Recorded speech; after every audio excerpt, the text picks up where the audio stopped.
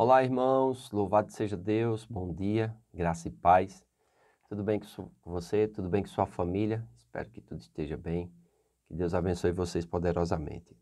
2 Samuel, capítulo 18, versículo 19, Davi chora amargamente a morte de Absalão.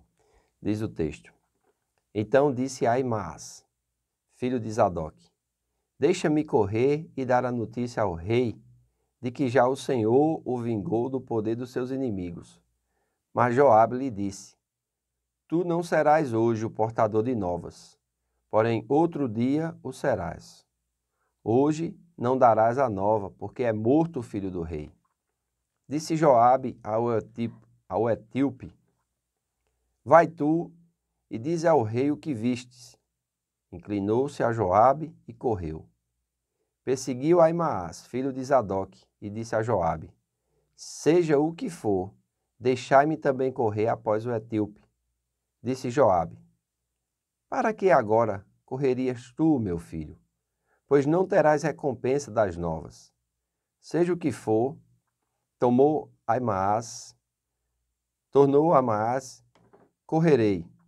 Então Joabe lhe disse: Corre. Aimaas correu pelo caminho da planície e passou o etíope. Davi estava assentado entre as duas portas da entrada. Subiu a sentinela ao terraço da porta para o muro e, levantando os olhos, viu que um homem chegava correndo só. Gritou, pois, a sentinela e disse ao rei. O rei respondeu: Se vem só, traz boas notícias. E vinha andando e chegando. Viu a sentinela outro homem que corria. Então gritou para a porta e disse: Eis que vem outro homem correndo só. Então disse o rei: Também esse traz boas novas. Disse mais a sentinela: Vejo o correr do primeiro. Parece ser o correr de Aimaas, filho de Zadok. Então disse o rei: Este homem é de bem e trará boas novas. Gritou Aimaas e disse ao rei: Paz! Inclinou-se ao rei com o rosto em terra e disse: Bendito seja o Senhor teu Deus, que nos entregou os homens que levantaram a mão contra o rei meu senhor. Então perguntou o rei: Vai bem o jovem Absalão? Respondeu Aimaas: Vi um grande alvoroço quando Joabe mandou o teu servo, ó rei, porém não sei o que era. Disse o rei: Põe-te de lado e espera aqui. Ele se pôs e esperou. Chegou o etíope e disse: Boas novas ao rei meu senhor. Hoje o Senhor te vingou do poder de todos os que se levantavam contra ti. 32, o versículo. Então disse o rei ao etíope: Vai bem o jovem Absalão? Respondeu o etíope: Sejam como aqueles os inimigos do rei meu senhor, e todos os que levantaram contra ti para o mal. Então o rei, profundamente comovido, subiu à sala que estava por cima da porta e chorou, e andando dizia: Meu filho Absalão, meu filho Absalão, quem me dera que eu morrera por ti. Absalão, meu filho, Absalão, meu filho, meu filho. Eita glória! Olha só, aqui nós vemos algo interessante. Quando se leva a notícia da vitória, o rei não estava tão preocupado com a vitória. É claro que o rei queria a vitória. É claro que o rei separou em 3 bandos e colocou os seus maiorais, os seus mais capazes, valentes, para guerrear a peleja. Mas ele esperava que Absalão ainda fosse poupado, que Absalão ainda voltasse para ele. Mas Absalão não tinha mais jeito, Absalão era irreconciliável. Sabia que a Bíblia fala sobre pessoas que pisam a graça, sobre pessoas que recebem muito de Deus, mas deixam uma raiz de amargura, uma falta de perdão, serem levadas a pisar a graça de Deus, a rejeitar a bondade, a misericórdia, o amor, a compaixão de Deus, e vivem em raiz de amargura, em fel de iniquidade. Esse era Absalão. Não tinha mais jeito para Absalão. Mas Absalão era filho de Davi.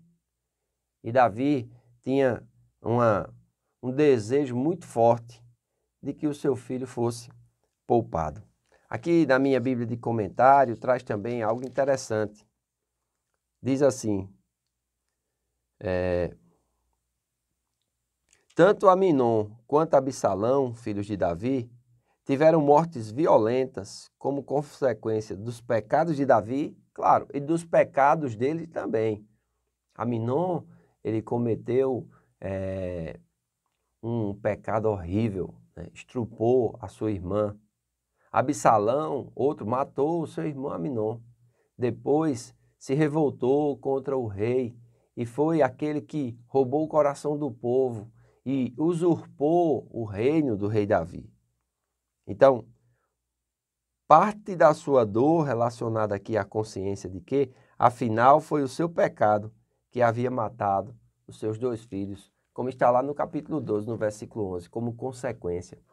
Nós temos falado aqui, enquanto estamos comentando esses capítulos, como as consequências do pecado, elas trazem pesar, elas trazem dor, elas trazem, assim, uma situação que nunca foi plano de Deus, que nunca foi a vontade de Deus. Aquilo é consequência das escolhas erradas que muitos de nós fazemos enquanto estamos vivendo a vida. Então, Joabe provavelmente não tivesse deixado Aimaas levar a notícia porque não sabia qual poderia ser a reação de Davi. Por isso escolheu um etíope, de quem nem sequer menciona o nome. Era um homem da Etiópia, provavelmente um escravo a serviço de Joabe e conhecido de Davi. Amém? Quando Aimaas, ele, vamos dizer assim, quer levar a notícia, no versículo 22 diz assim, prosseguiu Aimaas, filho de Zadok, o sacerdote, e disse a Joabe, seja o que for, deixai-me também correr após o etíope. Disse Joabe, para que agora correrias tu, meu filho? Pois não terás recompensa das novas. É possível que ele não tenha realmente visto o incidente com Absalão, como mostra a descrição sem detalhes feita a Davi. Porque ele vai fazer a descrição lá em Davi, quando ele chega a Davi no versículo 29, diz assim, então o rei perguntou, né, quando ele falou da vitória, vai bem o jovem Absalão? Respondeu Aimaas, vi um grande alvoroço, quando Joabe mandou o teu servo, ó rei, porém não sei o que era. Ele vai se abster. Provavelmente ele não sabia verdadeiramente que Absalão estava morto. Ele tinha ouvido o toque da trombeta, né? Tinha visto o povo retornar e tinha se declarado a vitória do rei. Quanto a Absalão, ele não vai revelar. Porém, quando o etíope chega e fala a respeito da morte de Absalão, que era como todos os que se levantaram contra ti para o mal, né? Ele disse isso no versículo 32, o rei profundamente comovido. Davi mostra que realmente algo, né, que muitos de nós perdemos.